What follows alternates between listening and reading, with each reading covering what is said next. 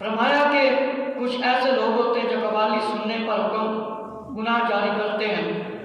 اعتراض اتنا لازم سمجھنا چاہیے، رائے امام صاحب کے پیر کا نمازوں پر سخت چھوڑنا گناہ گار ہے، ایسے پیر سے بیعت کرنا جائز ہے۔ امام پر لازم ہے کہ وہ کسی صحیح دوسرے سنی کی فرمایا بیعت کر لے۔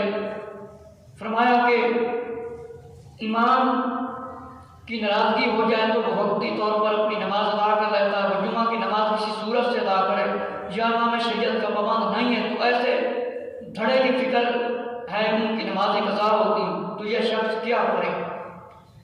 فرمایا گاؤں کے لوگوں کا یہ خیال ہے کہ گاؤں میں امام صاحب کسی اور شخص کے یہاں کوئی شادی بیاہ تقریب ہو تو اس موقع پر یہاں سے برادری اور اہل قریہ گاؤں میں چلا جاتا ہے۔ وصول کرنا ہمارا حق ہے، یہ خیال تصور سراسر ناحق ہے اور ناروا ہے۔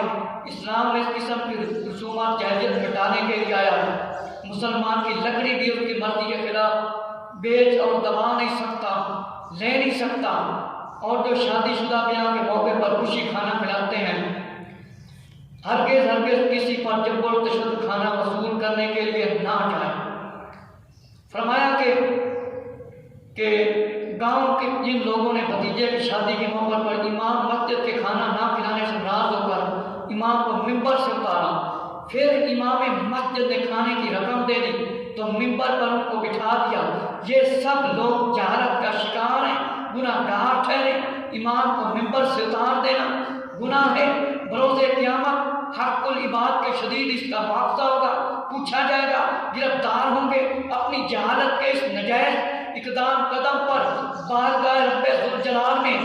فرمایا توبہ کریں، عہد کریں آئندہ ایسا کام نہیں کریں گے۔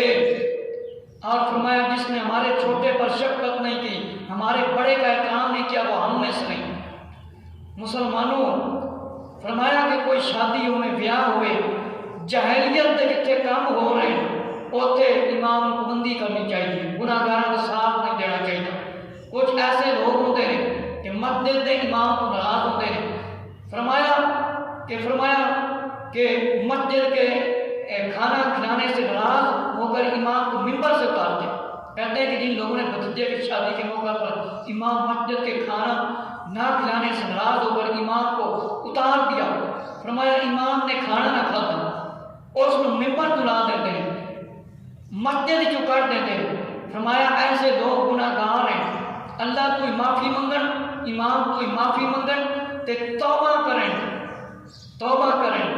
فرمایا امام کا کسی نماز کی امامت پر اجرت لے جائیں، ہر حال میں نماز اس کی امامت جائز ہے، اور اس کی امامت کی اقتدا کر کے جو نماز پڑھی جائے وہ بالیقین درست ہے۔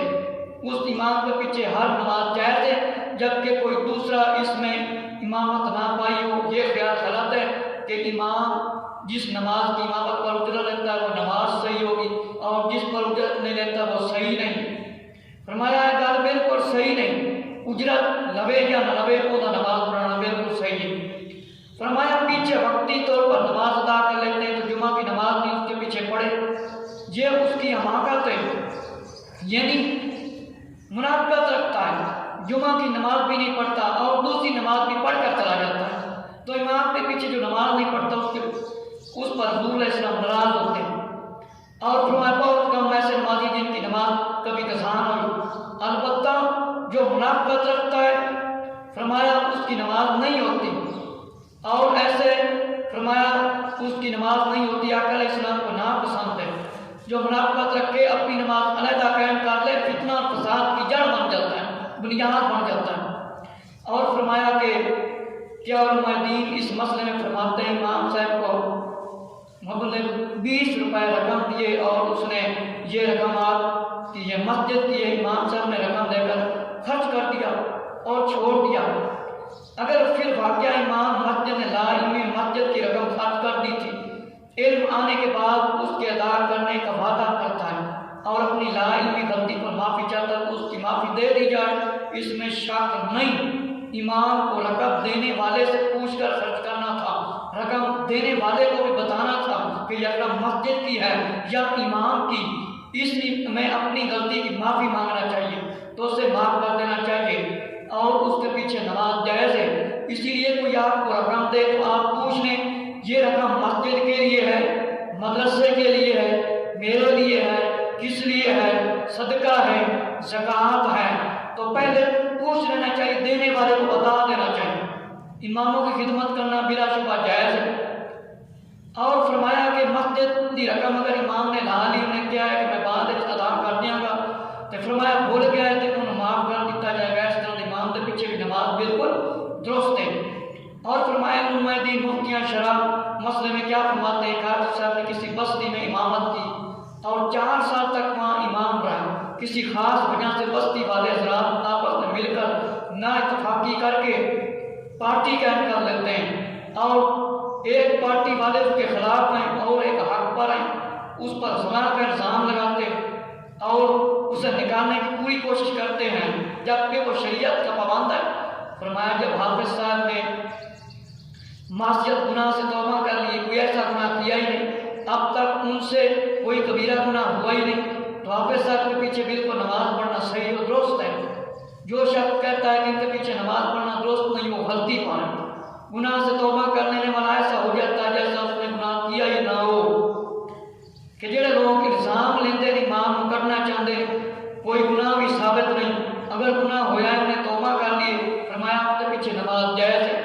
آئندہ تو وہ توجہ رکھے، دھیان رکھے شریعت تک۔ فرمایا کہ ہمارے ہاں امام پیش کی تنخواہ نہیں، اس کا گزارا مشکل سے ہوتا ہے، زکوٰۃ اور کھال ملا قربانی کی اس کو دی جاتی ہے۔ آیا صدقہ فطر اور قربانی والی کھال امام کو پیش کرنا درست ہے کہ نہیں؟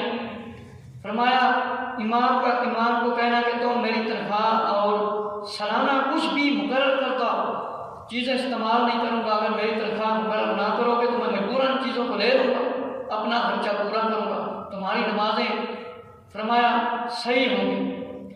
فرمایا کچھ ایسے لوگ ہوتے ہیں کہ مطلب کچھ دن سوال کرتے ہیں، امام تنخواہ دیتی جاتی ہے نہیں دیتی جاتی، وہ صدقہ لے سکتا ہے، فطرانہ لے سکتا ہے، قربانی دیا کھلنا لے سکتا ہے کہ نہیں؟ وہ کہتا ہے کہ مینوں یہ تسی دے دو، تاڑی نماز صحیح ہے۔ فرمایا اگر امام محتاج مسکین ضرورت مند ہو، اس کو صدقہ فطر زکوٰۃ کی رقم دینا بالکل درست ہے، شرط یہ کہ فطرہ اور زکوٰۃ کی رقم بطور معاوضہ اجرت نہ دی جائے۔ اگر امام سید ہاشمی نہ ہو اور قربانی کی رقم سے، فرمایا ہر صورت میں امام کی امداد کی جا سکتی ہے، اور جو سید آل رسول ہے وہ صدقہ زکوٰۃ فطرانہ بالکل ڈائریکٹ نہیں لے سکتا، اور مسجد پر بھی زکوٰۃ ڈائریکٹ نہیں دی جا سکتی، کیونکہ کسی حقدار کو دے پھر اس کی مرضی ساری مسجد میں لگا لے، جب خود کھا لے زکوٰۃ صدقہ، تو جو آل رسول ان کو ہدیہ دیا جا سکتا ہے۔ اور فرمایا قربانی کی جو کھال ہے اس کی رقم بھی دے سکتے ہیں، لیکن اجرت کے طور پر نہیں دے سکتے۔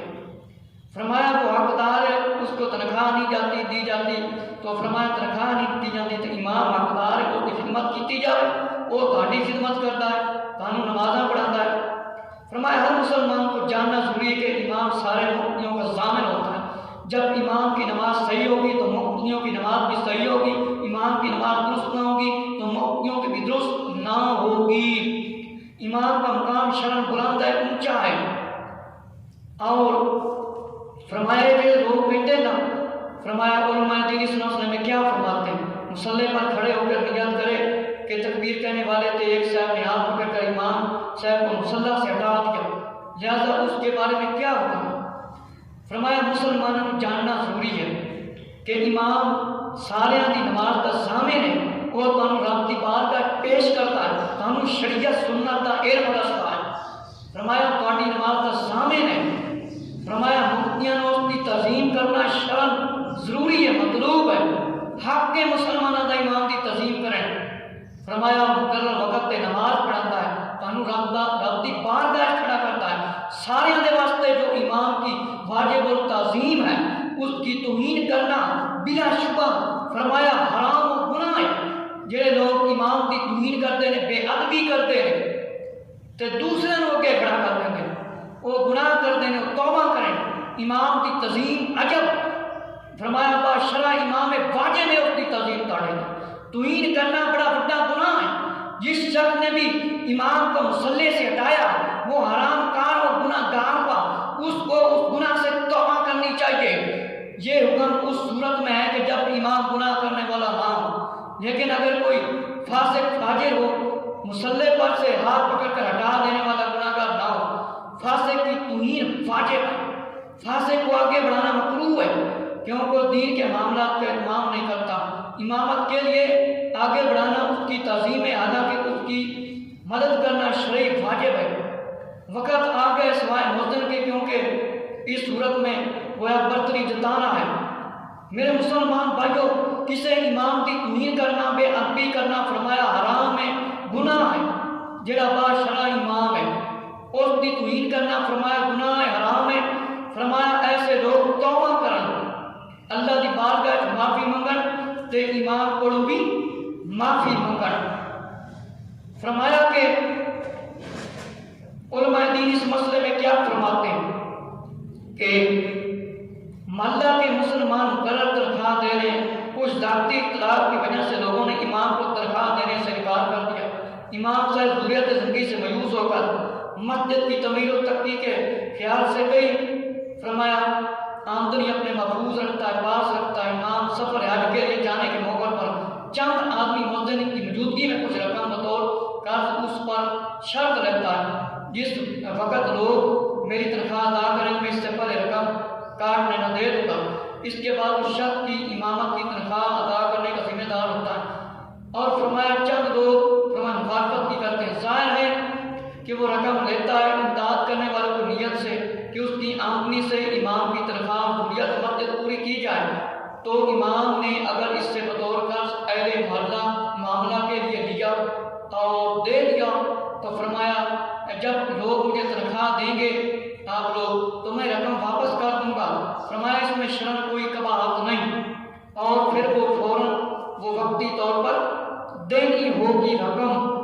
کوئی غیر مسلم یا مذہب ان کے ساتھ اٹھنا بیٹھنا کھانا پینا محبت دوستی رکھنا شرعاً فرمایا منع ہے۔ فرمایا سوال ہوتا ہے کیا فرماتے ہیں علماء دین اگر کوئی ہندو ہے اس کے ساتھ کھاتا پیتا ہے، برتن اس میں استعمال کرتا ہے، فرمایا سے پیچھے نماز ہوگی نہیں۔ فرمایا کوئی غیر مسلم ہو یا بد مذہب ہو اس کے ساتھ اٹھنا بیٹھنا کھانا پینا محبت دوستی رکھنا شرعاً منع ہے۔ کوئی مومن سارے غیر مسلم یا بد مذہب کے ساتھ اس قسم کا معاملہ نہ کرے، حتیٰ کہ جو مومن فاسق فاجر ہے اس کے ساتھ بھی اس قسم کا تعلق نہ رکھے، اس کی بری صحبت کے برے اثر پڑیں گے۔ اور عالم فاجر فاسق ہو تو شرعاً توہین واجب ہے۔ اور فرمایا دوستی محبت تعظیم تکریم پر دان ہے، اگر بلا دے تو ان کو شیطان تو نہ فرمایا بیٹھو یاد آنے پر ظالم قوم کے ساتھ۔ فرمایا قوم میں جو ان سے دوستی رکھے وہ انہی میں سے، اور بری صحبت کی مثال پٹھی والے کی طرح، اگر تمہیں ان کی سیاہی نہیں پہنچی تو دعا ضرور پہنچے۔ انہاں دے نال ظالمانہ غیر مسلمانہ دوستی بالکل جائز نہیں۔ فرمایا انہاں نال دوستی نہ رکھو، انہاں دی بری صحبت دے نیڑے نہ رکھو۔ اگر بندہ بھٹی دے کول پائے گا تو اور تک کوئی دھواں پہنچے گا۔ بھٹی کی تیز ہوا ہو یا تیز کپڑے کو جلا کر ضرور رکھتی ہے، گندا ضرور کر دیتی ہے۔ اس لیے خبردار ان کے ساتھ مت تعلق قائم کرو۔ کوئی عیسائی ہوئے، یہودی ہوئے، بت پرست ہوئے، بالکل انہاں دے کول نہ بیٹھو۔ برائے امام کی سب کے لیے نماز کی حالت میں چشمہ لگانا درست ہے، فرمایا جائز ہے، معترض کا اعتراض بالکل غلط ہے۔ ہاں اگر چشمہ لگانے سجدہ اور ناک پیشانی جائز سجود مس ہونے مسنون طریقہ پر دشواری ہو تو پھر بے شک چشمہ اتار لے۔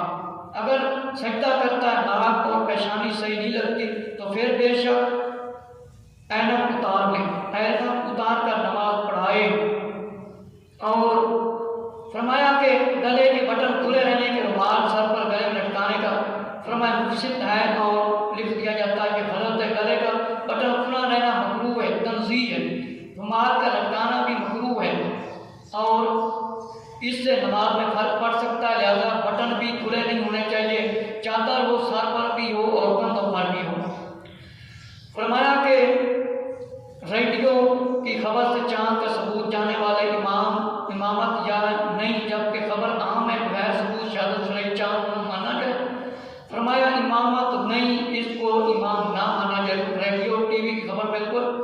صحیح نہیں ہوتی، اس کی فرمایا اس کا تجربہ کیا جائے، اس کا تجربہ کیا جائے۔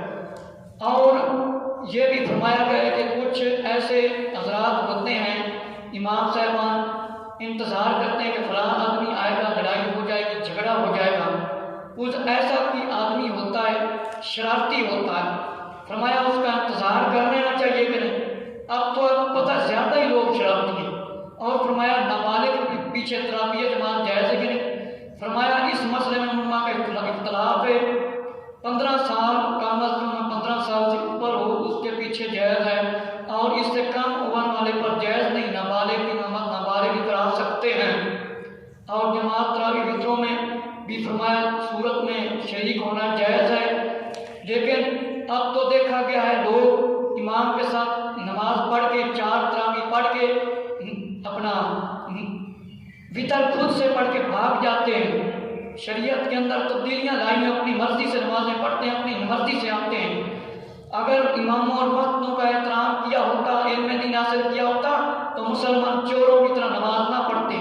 جو سجدے رکوع نہیں پوری کرتے وہ نماز کے چور ہیں۔ اب تراویحوں کے اندر بھی بہت سارے چور آپ کو نظر آتے ہیں۔ فرمایا ہے محلہ میں اکٹھے ہونے مؤذن کسی خاص شخص کا انتظار نہ کریں۔ اگر کوئی شرارتی انسان ہو تو شر سے بچنے کے لیے انتظار کریں۔ وقت نماز میں انتظار گنجائش ہو اللہ کے رئیس کا انتظام نہ کریں، کیونکہ اس میں ریا کے خلاف آئے۔ نماز کو انتظار کی تکلیف دینا جائز نہیں، اور ویسے بھی کسی کو نئے کام سے روکنا جائز نہیں۔ شرارتی ہوئے کوئی ہوئے اس دن انتظار نہ کیتا جاوے۔ مسجد دے وچ جس ویلے مصلی تے بندہ کھڑا ہوئے وقت تے نماز پڑھائے۔